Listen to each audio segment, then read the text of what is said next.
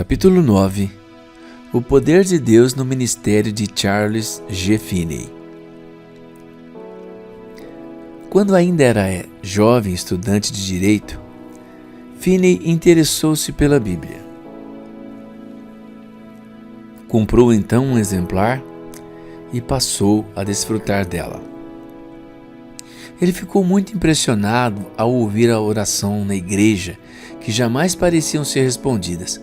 À medida que se tornava mais e mais preocupado com a sua alma, cristãos se ofereceram para orar a seu favor, mas ele lhes disse que não via como isso poderia trazer algum bem ou proveito, pois eles estavam constantemente pedindo sem receber nada de Deus. Em outubro de 1821, depois de vários dias de uma crescente e profunda convicção de pecado por parte do Espírito, Finney teve uma experiência clara de Cristo pela manhã e foi cheio do Espírito até a noite. Então ele diz: "Fui poderosamente convertido na manhã de 10 de outubro de 1821. Nesse mesmo dia, à noite, recebi batismos poderosos do Espírito Santo que atravessaram ao que me parecia corpo e alma.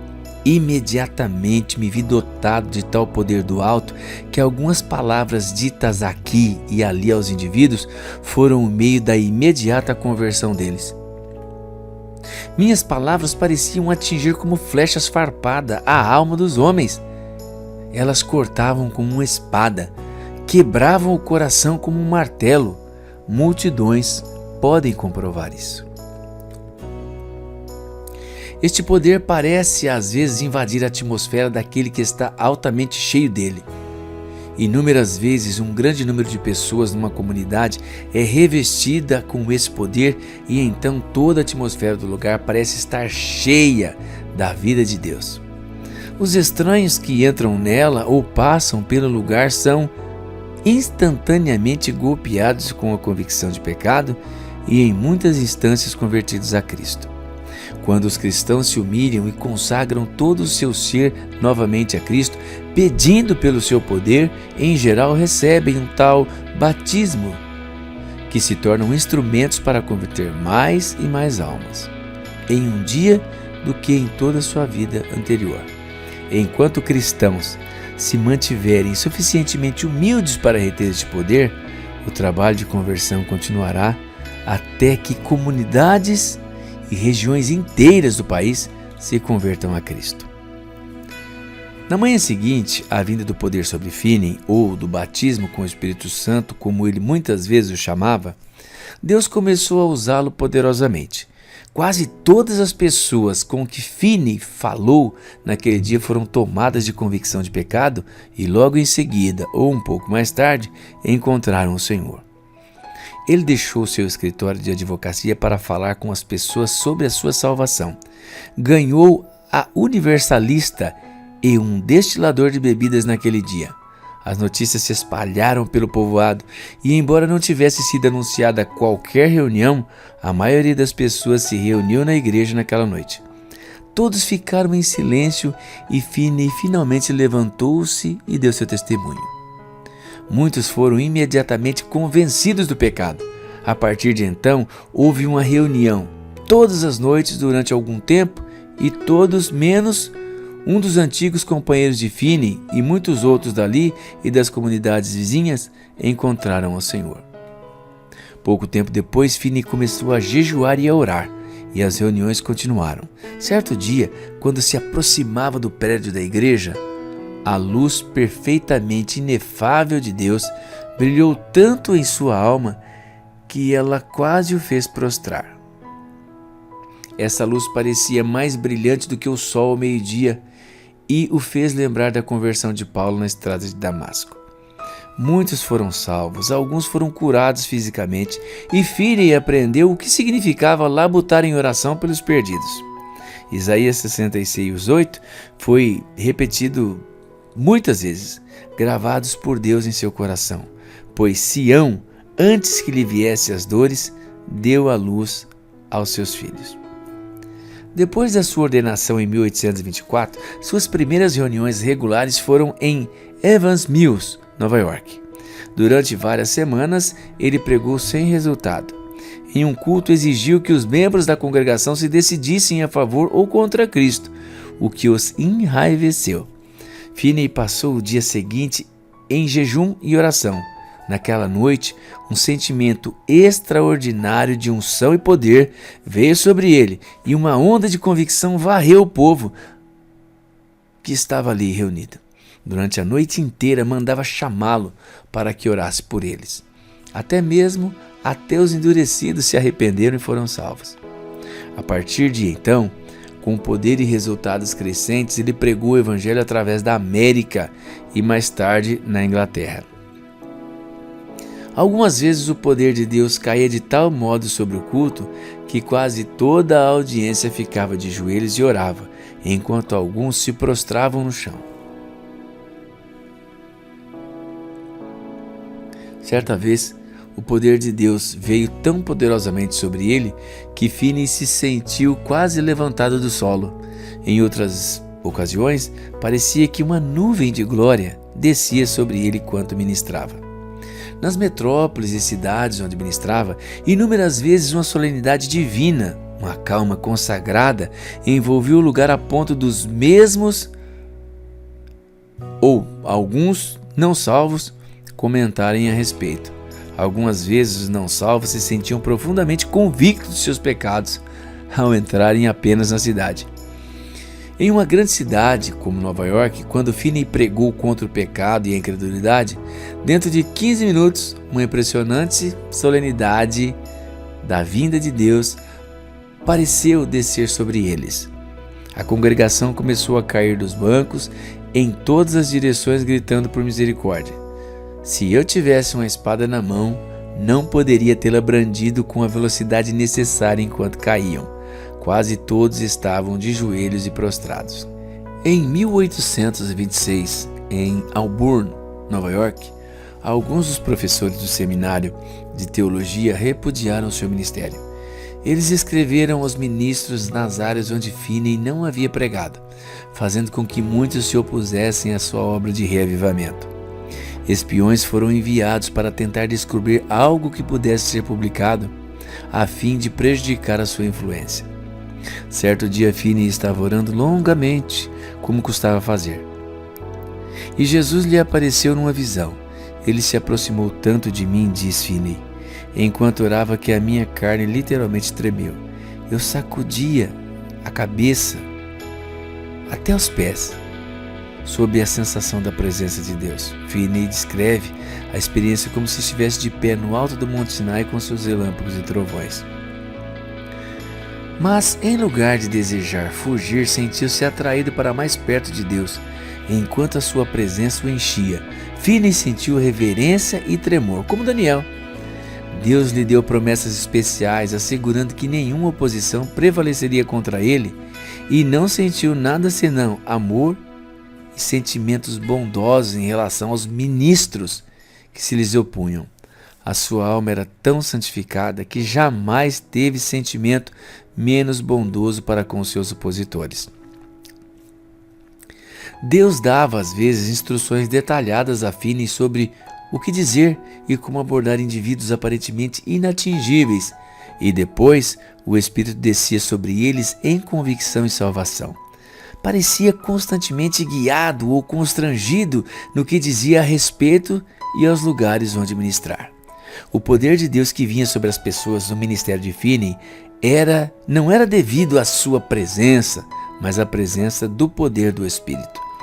As pessoas tocadas por Deus durante o culto muitas vezes continuavam sob a mão poderosa do Espírito e depois voltavam eles para suas casas, até que houvessem completado o seu arrependimento, conversão e confissão. Achavam praticamente impossível desempenhar seus deveres diários. Um conhecido homem de negócios de Auburn se opunha fortemente à vida cristã da esposa e não a deixou comparecer às reuniões por alguns dias. Certa noite, antes do culto, ela orou longamente e, ao chegar o marido, esse lhe disse que a levaria à reunião. Queria encontrar coisas para ridicularizar e criticar. Finney nada sabia a respeito, mas no início do culto, Deus lhe deu esse texto. Que temos nós contigo? De Marcos 1:24.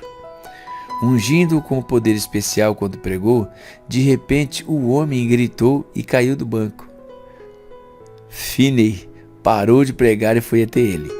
O homem havia recuperado parte de suas forças e estava com a cabeça no colo da esposa e chorava como uma criança, confessando seus pecados. As pessoas começaram a chorar em toda a igreja e Finney encerrou o culto. O homem teve de ser amparado para chegar na sua casa.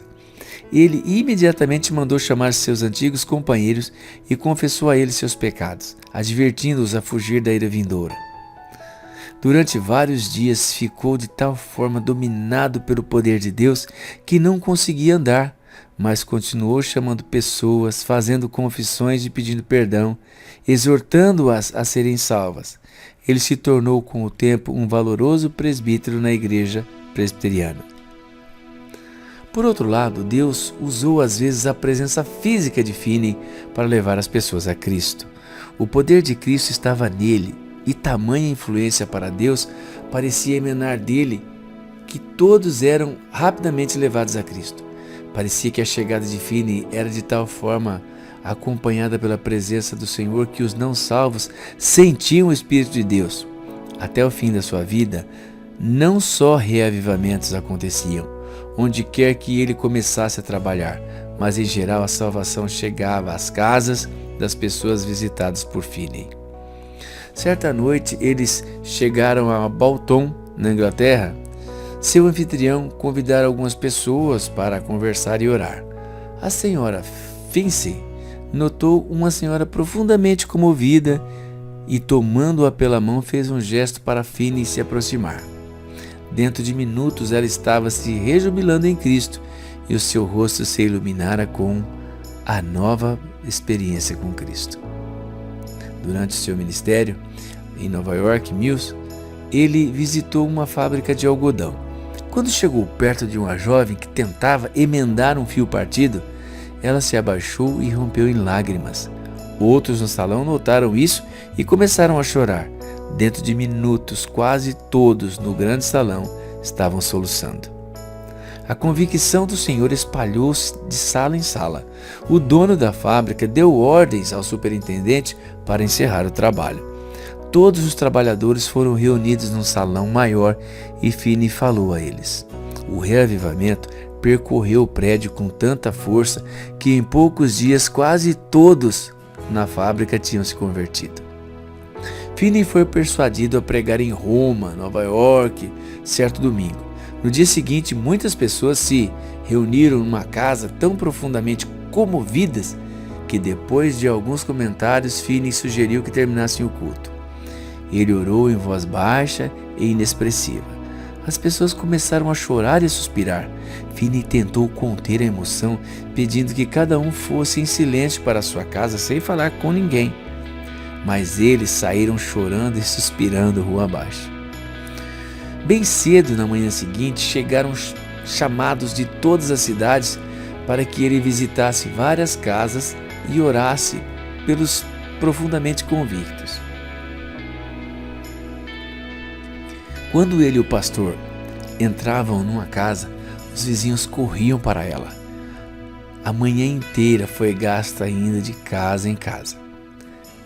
À tarde, as pessoas literalmente vieram de todas as direções para um grande salão de culto. Muitos foram convertidos e a reunião durou até meia-noite. Deus operou tão poderosamente que durante 20 dias foi realizada uma reunião de oração todas as manhãs, outra para interessados todas as tardes e um culto de pregação todas as noites. 3 homens zombaram da obra e passaram o dia bebendo, até que um deles caiu morto. Os 2 outros ficaram atônitos.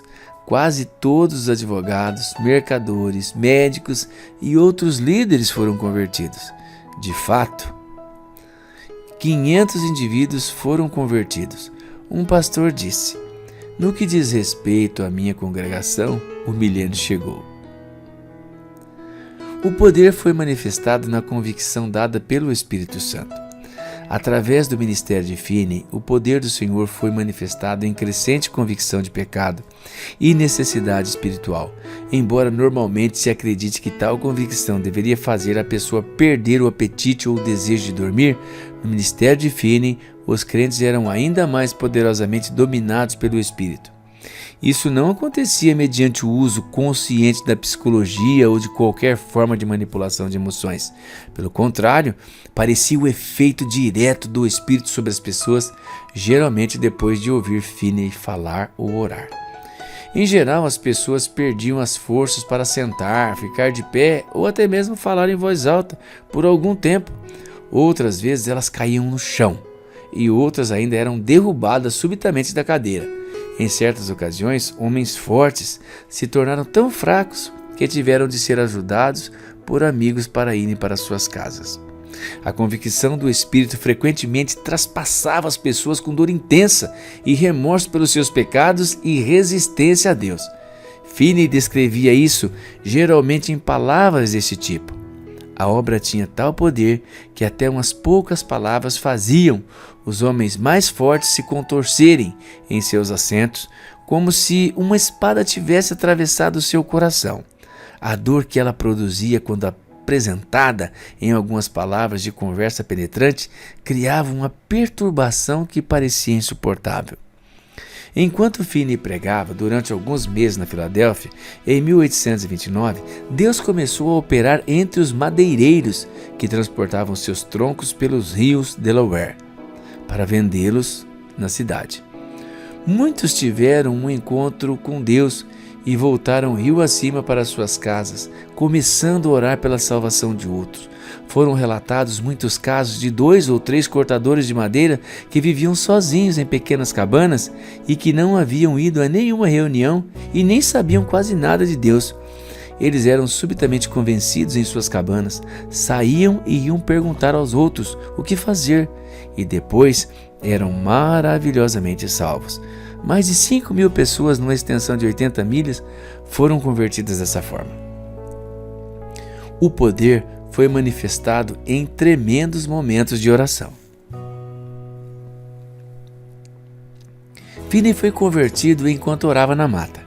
Naquela noite, enquanto estava sentado junto ao fogo, o Espírito batizou-o de uma forma poderosa, depois que, onda após onda de amor, varreu a sua alma. Em pouco tempo, Finney adquiriu o hábito de levantar-se muito antes do amanhecer para orar. Algumas vezes outros se juntavam a ele nesses períodos de oração. Os convertidos se viam frequentemente levados a orar com fervor.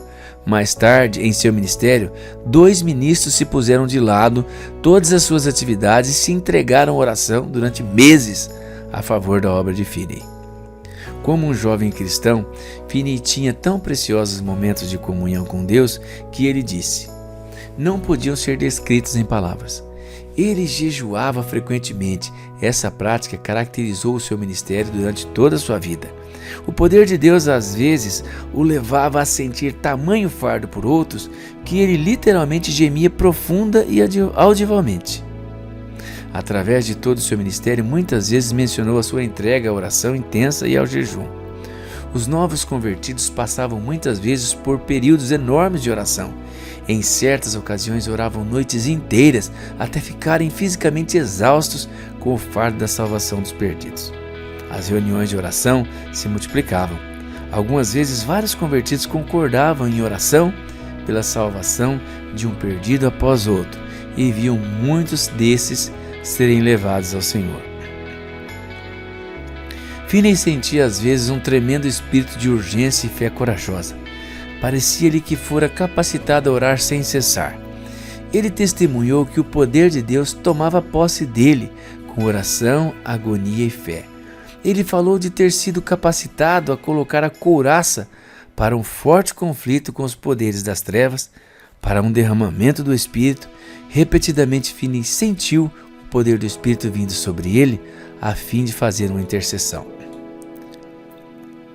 Por volta de 1830, segundo os cálculos do Dr. Henry Ward Beecher, pelo menos 100.000 pessoas foram convertidas em um ano e se filiaram às igrejas através dos reavivamentos relacionados com Finney e de sua influência na expansão do Evangelho. Esta foi provavelmente a maior colheita desde o Pentecoste. Em 1849, Deus começou a usar Finney para um reavivamento em Londres. Em certas ocasiões, de 1.500 a 2.000 pessoas respondiam ao convite para receberem a Cristo. 10 anos mais tarde, contaram a ele que os convertidos daquele ano continuavam firme. O maior reavivamento, que varreu a América em 1858 e 1859, foi algumas vezes chamado de reavivamento das reuniões unificadas de oração. O Dr. Lyman Beecher chamou-o de o maior reavivamento que o mundo já viu, com pelo menos 600.000 conversões. Ele foi considerado um resultado direto do ministério de Finney durante os anos anteriores, embora ele não estivesse em geral presente. O bispo W. A. Candler afirmou que pelo menos 1 milhão de pessoas foram convertidas neste reavivamento. O Dr. J. Edwin Orr, historiador de reavivamentos cristãos, concorda com o bispo. A permanência dos resultados do ministério de Finney foi destacada. Após o reavivamento em Gouverneur, Nova York, foi dito que, durante 6 meses, não houve danças nem espetáculos teatrais. Uma pesquisa cuidadosa mostrou que 85% dos convertidos nas reuniões de Finney permaneceram firmes no Senhor. Até mesmo o ministério do evangelista como Moody mostrou uma permanência de apenas 30%. Não existe substituto para o poder do Senhor como manifestado na vida e ministério de Finney.